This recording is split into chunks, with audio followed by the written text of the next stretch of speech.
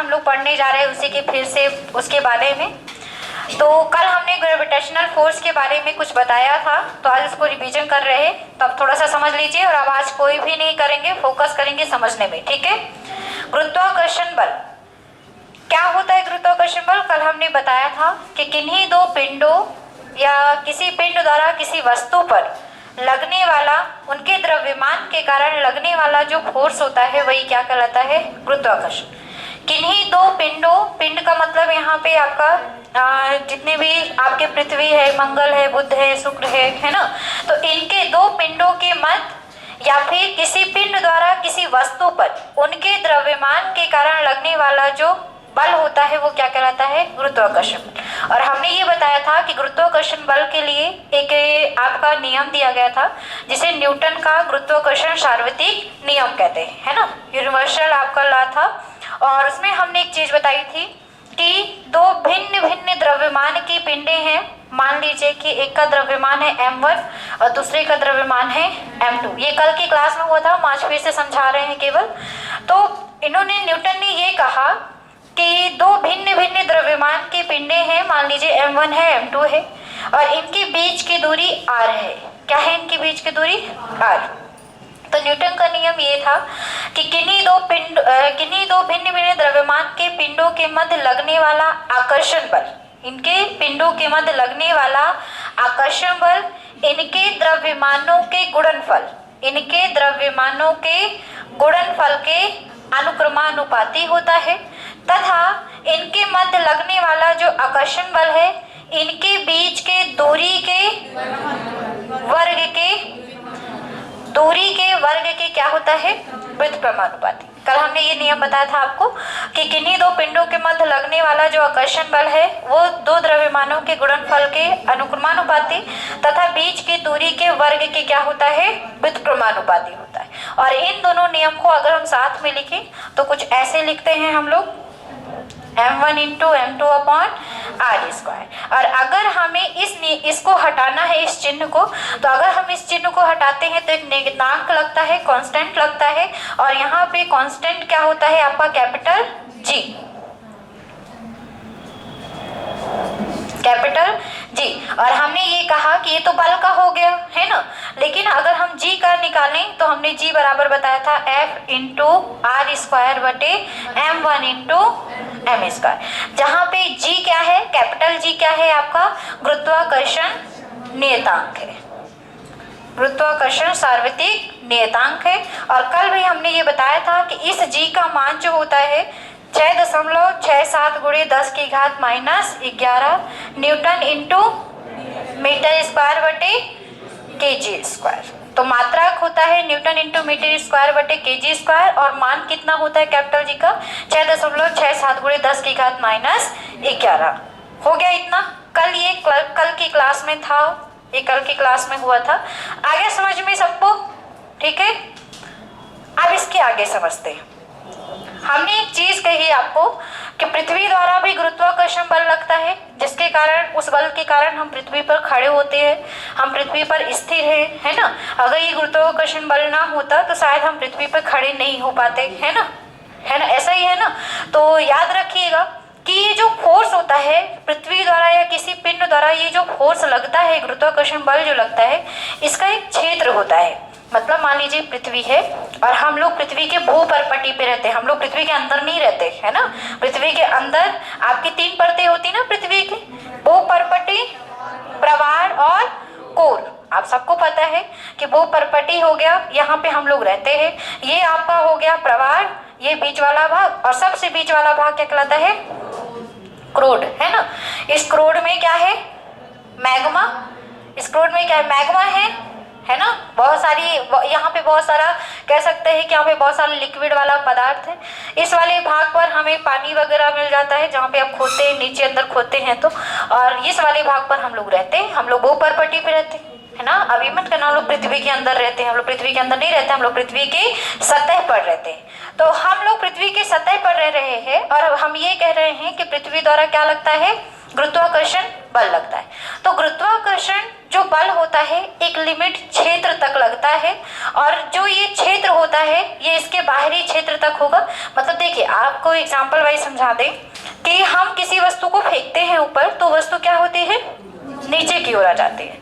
मतलब कि उस वस्तु ने उस गुरुत्वीय क्षेत्र को पार नहीं किया, इस कारण से गुरुत्वाकर्षण बल लगा और वो वस्तु क्या हो गई, नीचे आ गई। इसका एक क्षेत्र होता है, मान लीजिए कि क्षेत्र यहाँ तक है, ठीक है। तो अगर आप पृथ्वी को इतनी ऊंचाई तक फेंकेंगे, मतलब इस क्षेत्र को कहते हैं गुरुत्वीय क्षेत्र, अगर इसके गुरुत्वीय क्षेत्र तक फेंकेंगे तो ये लौट कर वस्तु क्या हो जाएगी, वापस आ जाएगी। लेकिन अगर आपने वस्तु को इतनी तेजी से फेंका है कि वो गुरुत्वीय क्षेत्र को क्या कर गई, पार कर गई, तो वस्तु कभी भी लौट कर नहीं आएगी। क्लियर हो गया? ये समझाने का एक चीज था, क्योंकि इसी से हम लोग पढ़ेंगे गुरुत्वीय त्वरण और इसी से हम लोग पढ़ेंगे पलायन वेग, है ना। तो याद रखेंगे कि किसी भी पिंड, पृथ्वी बस की बात नहीं रहे हैं, किसी भी पिंड का एक क्षेत्र होता है जहां तक उसके गुरुत्वाकर्षण बल का मान होता है, और वो क्षेत्र कहलाता है गुरुत्वीय क्षेत्र। अगर कोई भी वस्तु गुरुत्वीय क्षेत्र को पार कर जाती है तो कभी भी वो लौटकर पृथ्वी पर वापस नहीं आती है। क्लियर हो गया सबको? आप पढ़ते हैं गुरुत्वीय त्वरण, ये समझा दिया। ये चीज को माइंड पे अपने सेट करना है, इसको लिखना नहीं है। इतना आपको याद रखना है कि सभी पिंडों का एक क्षेत्र होता है जहां पे गुरुत्वाकर्षण बल लगता है, उस क्षेत्र को हम क्या कहते हैं, गुरुत्वीय क्षेत्र कहते हैं। अब कोई भी पिंड है, कोई भी वस्तु है, अगर उस पर फोर्स लग रहा है तो फोर्स के कारण क्या उत्पन्न होता है, उसमें त्वरण। किसी भी वस्तु में अगर हम फोर्स लगाते हैं, बल लगाते हैं, तो उसमें क्या उत्पन्न होता है, त्वरण।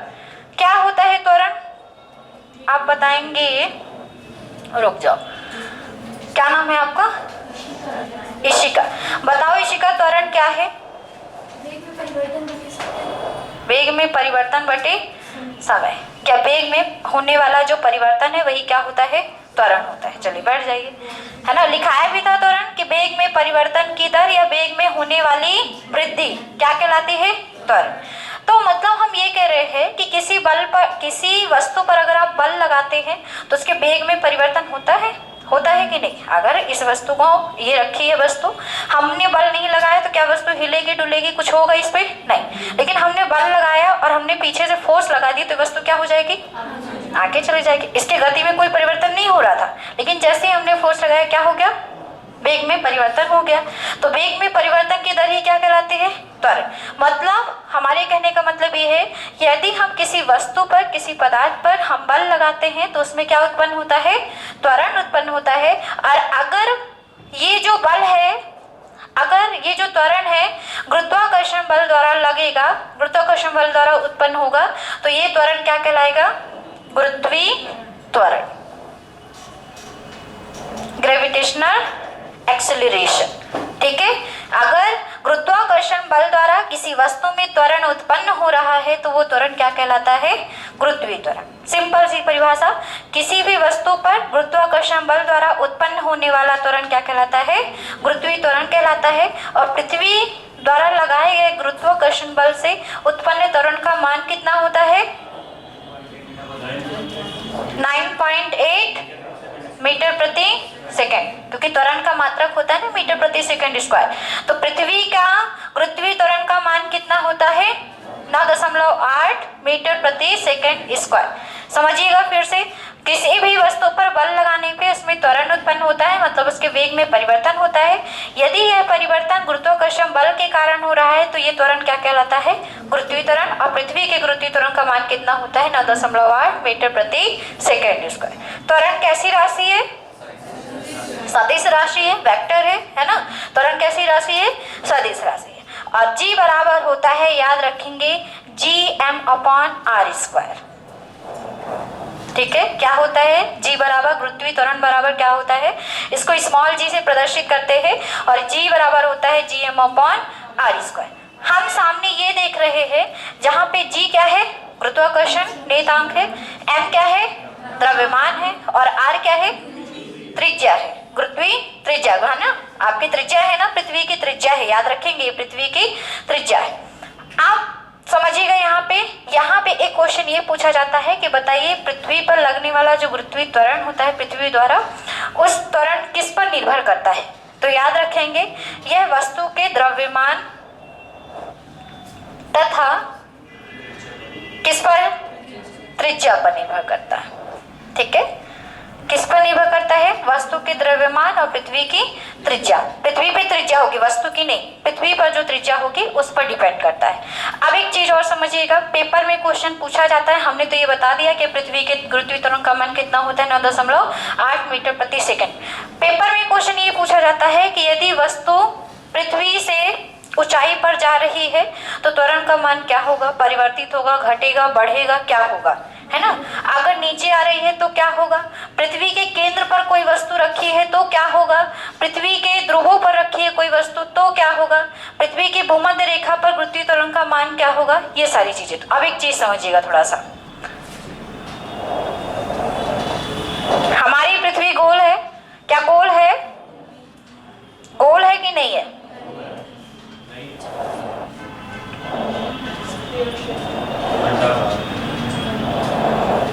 पृथ्वी हमारी गोल है, लेकिन हमारी पृथ्वी ध्रुवों पर चपटी हुई है। क्या है ध्रुवों पर? इधर गोल गोल दिख रही, बीच में ऐसा लग रहा है किसी ने चिपका दिया है ना? लग रहा है कि नहीं लग रहा है? चलो ये बताओ, मुझे समझ में नहीं आ रहा है क्योंकि मैं पास में खड़ी हूँ इसके, इसलिए लग रहा है। चलो हो गया, नहीं लग रहा तो भी दिक्कत नहीं है। आप मान लीजिए इसका कोई केंद्र होगा, इसका कोई केंद्र होगा, ये हो गई इसकी त्रिज्या, इधर भी हो गई इसकी त्रिज्या, है ना? इधर भी तो इसकी त्रिज्या, इधर भी इसकी त्रिज्या। अब ये जो बीच की लाइन होती है, इसकी ये जो बीच की लाइन होती है, पृथ्वी की जो बीच की लाइन होगी वो क्या कहलाएगी? भूमध्य रेखा। अरे मेरे से तो पृथ्वी ही नहीं बन रही है। भूमध्य रेखा, है ना? 0 डिग्री अक्षांश, भूमध्य रेखा, या इसी को क्या कहते हैं? विषुवत रेखा, है ना? ये ज्योग्राफी का है पार्ट, लेकिन अभी आप सब लोग समझिए। विषुवत रेखा या भूमध्य रेखा, इक्वेटर लाइन भी कहते हैं इसको। इक्वेटर लाइन आ रहा है प्रज्ञा समझ में? नहीं आ रहा समझ में? इक्वेटर लाइन जानते हो? पृथ्वी की जो बीच की गई, बिल्कुल जो बीच की जो रेखा खींची गई है उसे हम भूमध्य रेखा, 0 डिग्री अक्षांश रेखा या कि क्या कहते हैं? विषुवत रेखा कहते हैं, इक्वेटर लाइन कहते हैं। अब पृथ्वी की जो रेखा है, पेपर में क्वेश्चन कैसे बनता है ये समझिएगा। 4 क्वेश्चन आते हैं। पृथ्वी का जो ये बिल्कुल इधर सेंटर वाला पॉइंट है, ऊपर का जो पार्ट होता है ये कहलाता है ध्रुव। क्या कहलाता है ये? ध्रुव। नीचे का भी जो पार्ट है ये भी क्या कहलाएगा? ध्रुव। ठीक है, तो पेपर में क्वेश्चन पूछा जाता है कि बताइए पृथ्वी के ध्रुवों पर गुरुत्वीय त्वरण का मतलब क्या होता है? मान अधिक होता है कि कम होता है? पूछता है भूमध्य रेखा पर गुरुत्वीय त्वरण का मान क्या होता है? अधिक होता है कि कम होता है? यदि कोई वस्तु बिल्कुल पृथ्वी के केंद्र पर रख दी जाए तो गुरुत्वीय त्वरण का मान पृथ्वी से कितना होगा, मतलब कि कम होगा कि ज्यादा होगा? कोई वस्तु पृथ्वी से अनंत पर फेंक दी जाए तो बताइए पृथ्वी से अनंत पर वस्तु पर लगने वाला गुरुत्वीय त्वरण क्या होगा? शून्य होगा कि अधिक होगा कि कम होगा? तो आप समझिए इस चीज को। पृथ्वी, हमने ये चीज बताई है कि जो त्वरण है वो किस पे डिपेंड करती है? द्रव्यमान और त्रिज्या पर, है ना? तो हम देख रहे हैं कि हमारी जो पृथ्वी है वो ध्रुव पे क्या है? चपटी होने के कारण हमारी भूमध्य रेखा की जो त्रिज्या है, हमारे ध्रुव पर जो त्रिज्या बनती है केंद्र से, वो कम है। ध्रुवों पर त्रिज्या क्या है? पृथ्वी के केंद्र से कम है, क्योंकि चपट गई है ना, चपटी हो गई है। अगर चपटी ना होती तो शायद बराबर होता। तो चपटी होने के कारण त्रिज्या यहाँ पे क्या है? त्रिज्या कम है। और भूमध्य रेखा पर त्रिज्या क्या है? ज्यादा है। भूमध्य रेखा पर त्रिज्या ज्यादा है और यहाँ पे क्या है? आपकी त्रिज्या कम। अब ध्यान से देखना, आर नीचे है, त्रिज्या नीचे है, मतलब इसका मतलब ये है कि अगर आर बढ़ेगा त्रिज्या बढ़ेगी तो जी का मान कम। उल्टा होता है ना, जो भी चीज नीचे लिखी हुई होती है उसका मतलब ये व्युत्क्रमानुपाती होने का मतलब है ना, इसलिए ये नियतांक लगा था। फिर तो याद रखेंगे कि अगर नीचे कोई लिखा हुआ है त्रिज्या, यहाँ पे अगर हम बढ़ाएंगे तो हमारे गुरुत्वीय त्वरण का मान क्या हो जाएगा? कम हो जाएगा। और अगर हम त्रिज्या कम करेंगे तो गुरुत्वीय त्वरण क्या हो जाएगा? तो ध्यान से समझिए, त्रिज्या जहां पर ज्यादा है तो गुरुत्वीय त्वरण क्या होगा? और जहां पे त्रिज्या कम है वहां पे गुरुत्वीय त्वरण। क्लियर हो गया? सबको आ गया समझ में? अगर जहां पे त्रिज्या ज्यादा वहां पे गुरुत्वीय त्वरण कम, और जहां पे त्रिज्या कम वहां पे गुरुत्वीय त्वरण ज्यादा। अब आप एक सोच के बताइए कि केंद्र पर गुरुत्वीय त्वरण क्या होगा? 0। ना तो कोई त्रिज्या बची, जब त्रिज्या नहीं बची तो ना तो कम होगा ना तो ज्यादा, मतलब क्या होगा? केंद्र पे गुरुत्वीय त्वरण का मान 0 होगा। क्लियर? और अनंत पे, अरे वो तो गुरुत्वीय क्षेत्र को पार कर गई, अब तो कुछ लगेगा ही नहीं उसमें। तो याद रखेंगे कि अनंत में भी क्या होगा? 0 होगा, और केंद्र में भी क्या होगा? गुरुत्वीय त्वरण। चारों क्वेश्चन सॉल्व हो गए सबके। फिर से समझेंगे, त्रिज्या जहां पर ज्यादा होगी गुरुत्वीय त्वरण वहां पे कम होगा, त्रिज्या जहां पर कम होगी वहां पे गुरुत्वीय त्वरण ज्यादा होगा। केंद्र और अनंत पर गुरुत्वीय त्वरण का मान क्या होता है? 0 होता है। ये चारों क्वेश्चन आपके पेपर में आ चुके हैं, इसलिए चारों को ध्यान पे रखेंगे। ठीक है? पेपर में कभी कभी ऐसा पूछ लेता है कि भूमध्य रेखा पर बताइए कैसा होगा मान, तो सबको पता है भूमध्य रेखा पर त्रिज्या ज्यादा होती है, इस कारण से त्रिज्या ज्यादा होती है, इसलिए गुरुत्वीय त्वरण क्या होता है? कम होता है। उल्टा हो जाएगा, अब पूछ लेगा ध्रुवों पर क्या होता है, तो ध्रुवों पर त्रिज्या कम होती है, इसलिए गुरुत्वीय त्वरण क्या होता है? ज्यादा होता है। क्लियर? चंद्रमा पे गुरुत्वीय त्वरण कितना होता है? चंद्रमा पर गुरुत्वीय त्वरण कितना होता है? पृथ्वी के गुरुत्वीय त्वरण का कितना होता है? 1/6 होता है ना? याद रखेंगे, चंद्रमा पर गुरुत्वीय त्वरण का मान पृथ्वी के कितना होता है? 1/6 होता है। और सूर्य पर कितना होता है? पृथ्वी के गुरुत्वीय त्वरण का 27 गुना होता है। कितना होता है पृथ्वी के त्वरण का कितना होता है सूर्य पे? 27 गुना। बुध पे क्या होगा? बुध पे बहुत अधिक होगा कि बहुत कम होगा? सबसे छोटा ग्रह, अब सबसे छोटा ग्रह मतलब त्रिज्या बहुत कम, त्रिज्या बहुत कम, और त्रिज्या बहुत कम तो गुरुत्वीय त्वरण ज्यादा होगा क्या?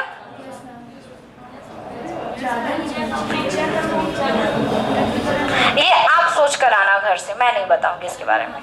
चलो लिखो, गुरुत्वीय त्वरण डालिए सब कोई।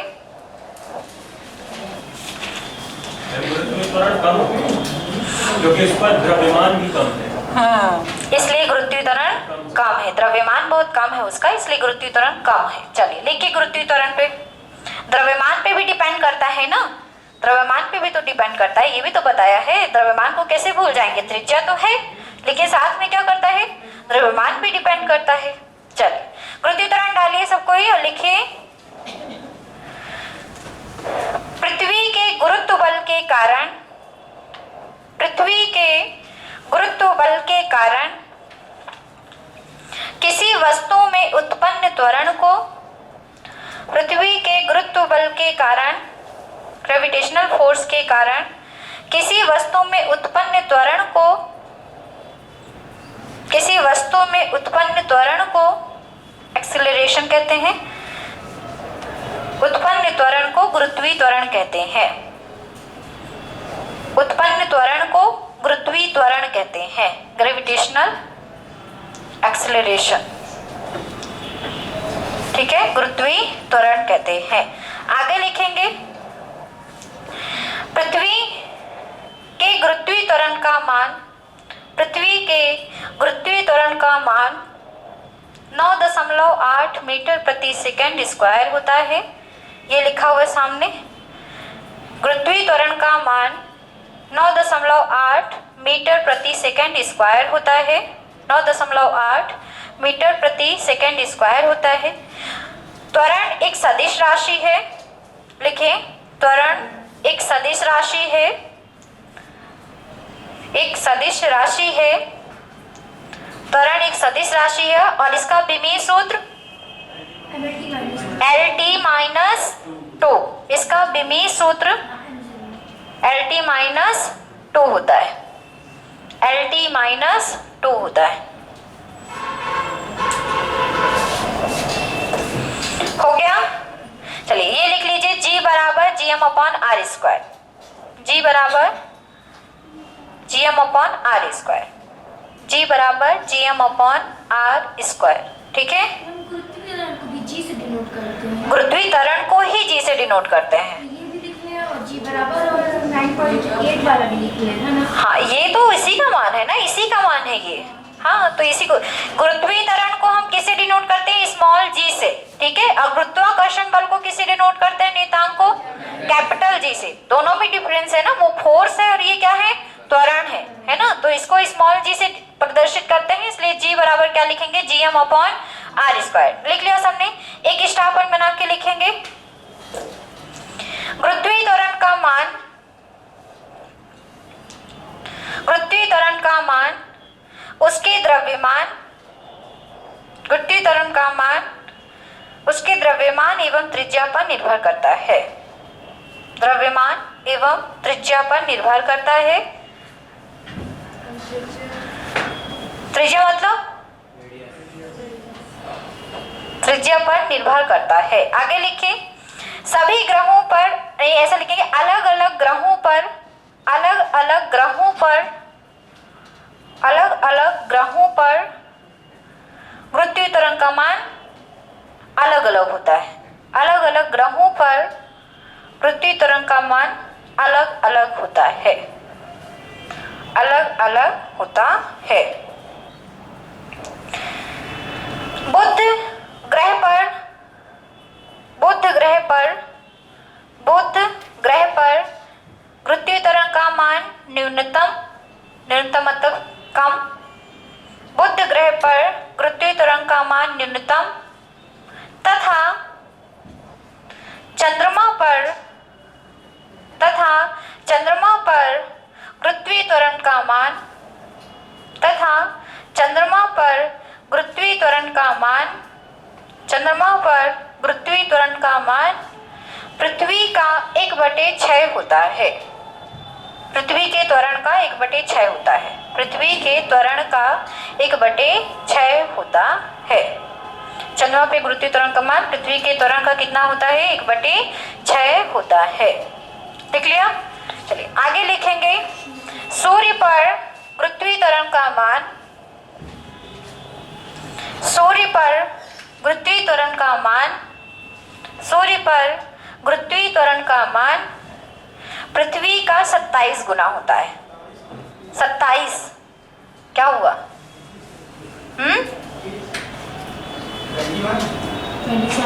27 होता है, 21 नहीं, 27 गुना होता है, 27 गुना होता है। लिख लिया सबने। चलिए एक स्टार पॉइंट और लिखे, बहुत इंपॉर्टेंट, जो अभी समझाया था आपको वही वाला लिखना है। लिखेंगे पृथ्वी की त्रिज्या का मान अपरिवर्तित रहता है। पृथ्वी की त्रिज्या का मान, पृथ्वी की, लिखिए पृथ्वी की त्रिज्या का मान अपरिवर्तित रहता है, अपरिवर्तित रहता है। ध्रुवों पर, ध्रुवों पर, ध्रुवों पर पृथ्वी की त्रिज्या, ध्रुवों पर पृथ्वी की त्रिज्या, ध्रुवों पर पृथ्वी की त्रिज्या न्यूनतम होती है। ध्रुवों पर पृथ्वी की त्रिज्या न्यूनतम होती है। न्यूनतम मतलब कम, न्यूनतम होती है। इसलिए, इसलिए गुरुत्वीय त्वरण का मान, गुरुत्वीय त्वरण का मान ध्रुवों पर अधिकतम होता है। इसलिए गुरुत्वीय त्वरण का मान ध्रुवों पर अधिकतम होता है, ध्रुवों पर अधिकतम होता है। तथा, तथा भूमध्य रेखा पर, तथा भूमध्य रेखा पर, भूमध्य रेखा पर, तथा भूमध्य रेखा पर त्रिज्या का मान अधिकतम होता है। भूमध्य रेखा पर त्रिज्या का मान अधिकतम होता है। भूमध्य रेखा पर त्रिज्या का मान अधिकतम होता है। इसलिए, इसलिए भूमध्य रेखा पर, इसलिए भूमध्य रेखा पर गुरुत्वीय त्वरण का मान कम होता है। इसलिए भूमध्य रेखा पर गुरुत्वीय त्वरण का मान कम होता है, कम होता है। आ गया समझ में सौरभ कि अगर त्रिज्या ज्यादा होगी तो त्वरण क्या होगा, कम होगा, और त्रिज्या कम होगी तो त्वरण क्या होगा, ज्यादा होगा। आ गया सबको समझ में। अब एक और स्टार पॉइंट बना के लिखिए। पृथ्वी तल से ऊपर जाने, पृथ्वी तल से ऊपर जाने तथा पृथ्वी तल से ऊपर जाने, अरे पृथ्वी से ऊपर जाएंगे तो ये बोल रहे हैं पृथ्वी तल से ऊपर जाने तथा पृथ्वी से गहराई में जाने पर, पृथ्वी से गहराई में जाने पर g का मान घटता है, स्मॉल g का मान घटता है। ऊपर जाने और गहराई में जाने पर g का मान क्या होता है? घटता है। g का मान घटता है, g का मान घटता है। आगे लिखेंगे अगला स्टार पॉइंट, पृथ्वी के केंद्र तथा पृथ्वी के केंद्र, पृथ्वी के केंद्र तथा अनंत पर, पृथ्वी के केंद्र तथा अनंत पर गुरुत्वीय त्वरण का मान क्या होगा? शून्य होता है। पृथ्वी के केंद्र तथा अनंत पर गुरुत्वीय त्वरण का मान शून्य होता है, शून्य होता है। मैं भी अगर सेकंड लाइन पर, कौन सी सेकंड लाइन? पृथ्वी तल से ऊपर जाने पर गहराई में जाने पर जी का मान देखिए घटता है। देखिए, पृथ्वी से आप ऊपर जाएंगे, वैसे भी शून्य तो अनंत पर हो गया, और जा रहे हैं तो शून्य तभी होगा ना जब धीरे धीरे घटता जाएगा। वो तो फिर पृथ्वी से बाहर हो गया, पृथ्वी से। अरे ऊपर जाने, गुरुत्वीय क्षेत्र से कहाँ बाहर हुआ? अभी गुरुत्वीय क्षेत्र से जो बाहर हुआ वो तो शून्य हो गया ना, वो तो शून्य हो गया। बाहर हो गया, जब गोले से बाहर नहीं हो। अरे अभी तो क्या बताया हमने, गुरुत्वीय क्षेत्र क्या बताया?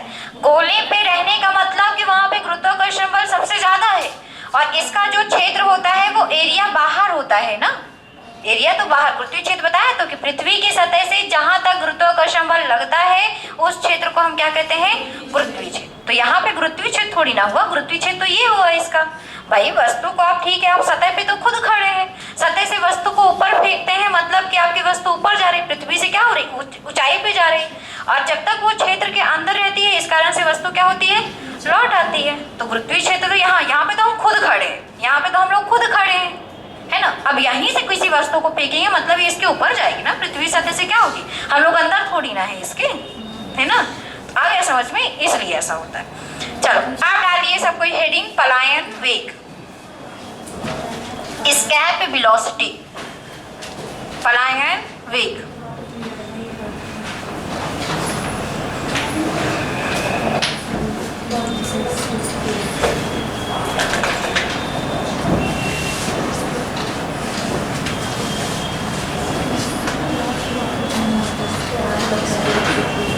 पलायन वेग।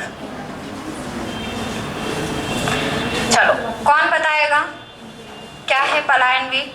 चलो सौरभ बताओ, कॉपी बंद करके बताओ, पहले से लिख के रखे हो ना। ग्रेविटेशनल एक्सेलरेशन, ठीक है। चलो सौरभ पढ़ाई मत करो, कॉपी बंद करो, कॉपी बंद करो। जो पुराने हैं वो कॉपी देख के बिल्कुल आंसर नहीं करेंगे, है ना। बताओ प्राची, पलायन वेग नहीं पढ़ी हो? आनंद बताइए क्या है पलायन वेग? किसी वस्तु को एक निश्चित वेग से इस तरह फेंका जाता है कि वो जो हमारा गुरुत्वीय क्षेत्र होता है उसको यदि क्रॉस कर जाए तो उसी को पलायन वेग, और वो वापस पृथ्वी पर ना आए उसी को पलायन वेग कहते हैं। वेरी गुड, बिल्कुल यही है कि अगर किसी वस्तु को, अभी हम आपको समझा रहे थे ना कि पृथ्वी का एक क्षेत्र होता है जहां तक गुरुत्वाकर्षण बल लगता है, ये पृथ्वी है, और पृथ्वी का ये क्षेत्र है जिसको हम क्या कहते हैं? गुरुत्वीय क्षेत्र। और हमने ये अभी आपको समझाया था कि जहां तक गुरुत्वीय क्षेत्र होता है वहां तक गुरुत्वाकर्षण बल लगता है, और इस क्षेत्र के बाहर गुरुत्वाकर्षण बल नहीं लगता। चलिए आप समझ लीजिए कि आपका दिमाग खुरापाती कर रहा है और आपको लगा कि कुछ ऐसा वेग दिया जाए कि पृथ्वी पे वस्तु लौट के ही ना आए। तो आपको कोई ऐसा वेग देना, भाई सिंपल से वेग से फेंकोगे, मान लीजिए बहुत 2-4 लोग जोर लगा के इकट्ठा व्यक्ति को ही फेंकते हैं तो भी आ जाता है नीचे। तो दिमाग में ये आया कि ऐसा फेंके इसको कि कभी लौट के ही ना आए पृथ्वी पे। तो यहाँ पे एक वेग दिया जाता है, और जिस वेग से आप फेंकते हैं वस्तु को, जिसके कारण वो इस क्षेत्र को भी क्या कर जाती है? पार कर जाती है। और इस क्षेत्र को पार करने का मतलब ये है कि उस पर गुरुत्वाकर्षण बल नहीं लगेगा, और गुरुत्वाकर्षण बल नहीं लगेगा मतलब वो लौट कर दोबारा नहीं आएगा, फेंकना नहीं किसी को भी। अगर उसको तो खींच के लाए तो अगर बाहर चली गई खींच के लाए तो आ सकता अरे क्यों आएगी भाई, वो अंतरिक्ष में चली गई, अंतरिक्ष में ढूंढने जाओगे, है ना। तो गुरुत्वीय क्षेत्र को पार कर जाए और कभी भी वापस वो वस्तु लौट कर ना आए, उस वेग को ही हम क्या कहते हैं, पलायन वेग। समझिएगा, वह न्यूनतम वेग जिससे हम किसी वस्तु को फेंकते हैं और फेंकने पर वो वस्तु गुरुत्वीय क्षेत्र को क्या कर जाती है, पार कर जाती है और पुनः वापस लौट कर नहीं आती, वह वेग क्या कहलाता है, उसका पलायन वेग। आगे समझ में। और पृथ्वी के सतह से पलायन वेग का मान कितना होता है, 11.2 किलोमीटर प्रति सेकेंड। मतलब 1 सेकेंड में कितना किलोमीटर, उसको 11 तो 1 सेकेंड, घंटा नहीं बोल रहे हैं, है ना, 1 सेकेंड, मतलब 1 सेकेंड में वो कितना उसका पलायन वेग होना चाहिए, 11.2 किलोमीटर, है ना। तो 1 सेकेंड में मतलब इतना वो चले, इतना तो हम लोग खुद नहीं चल पाएंगे। सेकेंड में कौन चलता है, सेकेंड में तो लगता है सांस ही बस लेंगे और तो कुछ करेंगे नहीं। मतलब ये वेग क्या है, बहुत ज्यादा है ना। तो अगर हम पृथ्वी की सतह से किसी को फेंकना चाह रहे हैं इतनी तेजी से कि लौट करना आए, तो कितना वेग देना पड़ेगा हमको उसे, 11.2 किलोमीटर प्रति सेकेंड। मतलब अगर पेपर में आ जाए कि पृथ्वी के पलायन वेग का मान कितना होता है, तो याद रखें कितना होता है, 11.2 किलोमीटर प्रति सेकेंड होता है। और यही रीजन है कि हमारी पृथ्वी पर वायुमंडल भी है ना, क्योंकि जो गैस होते हैं, गैसों का पलायन वेग का मान जो होता है वो होता है 2.5 होता है। और चंद्रमा का पलायन वेग का मान 2.4 किलोमीटर प्रति सेकेंड, ये भी किलोमीटर प्रति सेकेंड। तो आप बताओ प्रज्ञा, आपको बताना है कि चंद्रमा का पलायन वेग ज्यादा है कि गैस का, देख के बताओ जल्दी से। हाँ, ज्यादा किसका है, चंद्रमा का कि गैस का। रुक जाओ, इनका थोड़ा दिमाग चला लेने दो, जनरेटर अभी फ्यूज है तो थोड़ा चालू कर लेने दो। हाँ बताओ, किसका मान ज्यादा है यहाँ पे, चंद्रमा का ज्यादा है कि गैस का ज्यादा है, चंद्रमा का ज्यादा है। अरे तो गैस को भी थोड़ा देख लो, गैस क्या ऐसे ही रखा है बेचारा, बताओ इसको भी देख के बताओ किसका, दोनों में से किसका ज्यादा होगा, चंद्रमा का कि गैस का। सबको समझ में आ चुका है फिलहाल, आप बताओ किसका ज्यादा है, गैस का ज्यादा है, क्योंकि 2 पॉइंट तो इक्वल है, लेकिन पॉइंट के बाद 4 लिखा है और ये 5 लिखा है, जिसमें 5 लिखा है भाई वही तो बड़ा होगा। मतलब कि गैस का पलायन वेग का मान चंद्रमा के पलायन वेग से क्या है, ज्यादा। और किसी वस्तु के पलायन वेग का मान अगर किसी वस्तु के दूसरे वस्तु के पलायन वेग से ज्यादा है, मतलब वो वस्तु कभी उस पर नहीं जाएगी। हम लोगों के अब पेपर में क्वेश्चन पूछा भी जाता है कि बताइए चंद्रमा पे वायुमंडल क्यों नहीं होता। वायुमंडल क्या है, गैसों का एक समूह है, गैसों का मिश्रण होता है। तो चंद्रमा में वायुमंडल नहीं है, इसलिए वहां पे जीवन संभव नहीं है। भाई जहाँ पे गैस ही नहीं है, ऑक्सीजन ही नहीं मिलेगा तो हम जीवन क्या जिएंगे। तो याद रखेंगे कि चंद्रमा पे वायुमंडल क्यों नहीं है, क्योंकि गैसों का पलायन वेग का मान 2.5 होता है, जो कि चंद्रमा के पलायन वेग से क्या है, अधिक है। इस कारण से गैस कभी भी चंद्रमा की सतह पर नहीं जाते, वो ऊपर ही तैरते रहते। इस कारण से चंद्रमा की सतह पर वायुमंडल नहीं है। और अगर हमारी पृथ्वी की बात की जाए तो हमारे पृथ्वी का पलायन वेग कितना है, 11.2 और गैस का कितना है, 2.5। तो सबसे कम तो गैस का हो गया। इस कारण से सारी गैसें क्या होती है, पृथ्वी पर आ जाती है ना। अब ये मुझे नहीं पता, वहाँ पे जीवन खोज लिया तो जीवन की खोज होगी तो मतलब वहाँ पे पलायन वेग का मान है ना, गैसों से तो ज्यादा ही हो, गैसों से तो ज्यादा ही होगा, गैस से ज्यादा होगा ना, तभी तो गैस वहां पर होगी। आगे समझ में। तो पेपर में आता है कि बताइए वह न्यूनतम वेग जिससे फेंकने पर वस्तु पृथ्वी पर पुनः वापस नहीं आती, वो वेग क्या कहलाता है, तो क्या कहलाता है, पलायन वेग। पृथ्वी के पलायन वेग का मान कितना होता है, 11.2 किलोमीटर प्रति सेकेंड। गैसों का पलायन वेग कितना होता है, 2.5 किलोमीटर प्रति सेकेंड। चंद्रमा का पलायन वेग कितना होता है, 2.4 किलोमीटर प्रति सेकेंड। किलोमीटर प्रति सेकेंड, किलोमीटर, अरे किलोमीटर लिख लो भाई, हो गया। आप स्कैप वेलोसिटी को हम प्रदर्शित करते हैं VE से। VE बराबर क्या होता है, √2GR, √2GR। यही होता है, यही होता है कि नहीं होता, बताओ, बोल क्यों नहीं रहे हो भाई। प्राची बोली हम तो पढ़े ही नहीं है। चलो लिखिए पलायन वेग डाल के, यही होता है, यही होता है। चलिए लिखिए, वह न्यूनतम वेग जिससे किसी पिंड को, वह न्यूनतम वेग जिससे किसी पिंड को पृथ्वी की सतह से, जिससे किसी पिंड को पृथ्वी की सतह से ऊपर की ओर फेंकने पर, पृथ्वी की सतह से ऊपर की ओर फेंकने पर वह पृथ्वी के गुरुत्वीय क्षेत्र से बाहर निकल जाती है। ऊपर फेंकने पर वह पृथ्वी के गुरुत्वीय क्षेत्र से, ग्रेविटेशनल एरिया कहते हैं गुरुत्वीय क्षेत्र को, ग्रेविटेशनल एरिया, गुरुत्वीय क्षेत्र से बाहर निकल जाती है तथा पुनः वापस लौटकर नहीं आती है, वह वेग पलायन वेग कहलाता है। पुनः वापस लौटकर नहीं आती है, वह वेग पलायन वेग कहलाता है, पलायन वेग कहलाता है। ठीक है, पलायन वेग बराबर लिख लीजिए, एस्केप वेलोसिटी बराबर √2gr, ये लिखा है। एस्केप वेलोसिटी बराबर होता है √2gr, 2gr। जी क्या है यहाँ पे?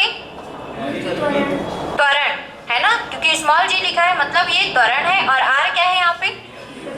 पृथ्वी की त्रिज्या, पृथ्वी की त्रिज्या। नहीं पता है तो लिख लीजिए, स्मॉल जी है यहाँ पर, यहाँ जहाँ स्मॉल जी बराबर त्वरण और r क्या है यहाँ पे? पृथ्वी की त्रिज्या।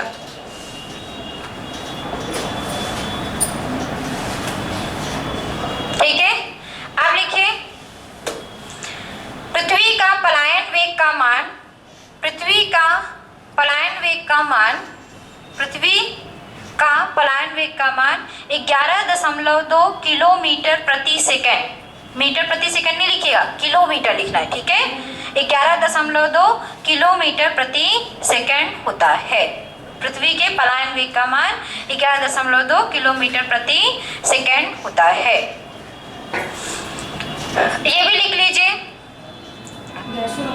हाँ ये भी लिख लीजिए कि एक स्टार पॉइंट बना के लिखेंगे चंद्रमा में वायुमंडल उपस्थित नहीं होता, क्योंकि चंद्रमा में वायुमंडल उपस्थित नहीं होता, क्योंकि चंद्रमा में वायुमंडल उपस्थित नहीं होता, क्योंकि चंद्रमा का पलायन वेग का मान, चंद्रमा का पलायन वेग का मान 2.4 किलोमीटर प्रति सेकंड, चंद्रमा का पलायन वेग का मान 2.4 किलोमीटर प्रति सेकंड तथा गैस के अणुओं का पलायन वेग का मान, चंद्रमा का पलायन वेग का मान लिख लिया 2.4 किलोमीटर प्रति सेकंड, 2.4 किलोमीटर प्रति सेकंड तथा गैस के अणुओं का पलायन वेग का मान, तथा गैस के अणुओं का पलायन वेग का मान 2.5 किलोमीटर प्रति सेकंड होता है, 2.5 किलोमीटर प्रति सेकंड होता है। गैसों का पलायन वेग चंद्रमा से अधिक है, गैसों का पलायन वेग चंद्रमा से अधिक है, गैसों का पलायन वेग चंद्रमा से अधिक है। इस कारण गैसों का पलायन वेग चंद्रमा से अधिक है, इस कारण गैस के अणु, इस कारण गैस के अणु चंद्रमा की सतह पर नहीं जाते हैं, इस कारण गैस के अणु चंद्रमा की सतह पर नहीं जाते हैं। पलायन वेग का मान अधिक होता है, इस कारण गैस के अणु चंद्रमा की सतह पर नहीं जाते, अतः चंद्रमा में वायुमंडल नहीं होता, अतः चंद्रमा में वायुमंडल नहीं होता।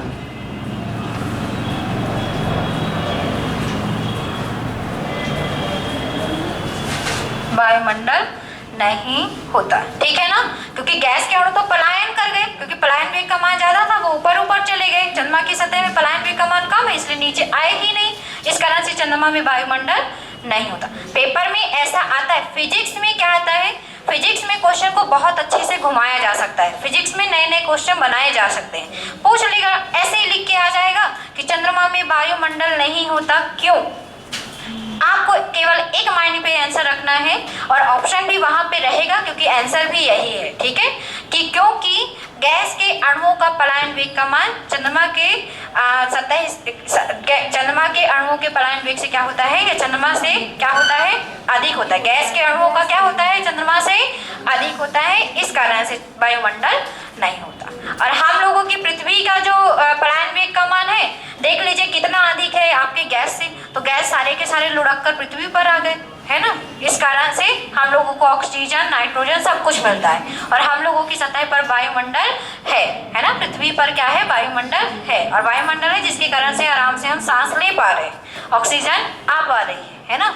ऑक्सीजन भारी गैस है कि हल्की गैस है? भारी है कि हल्की?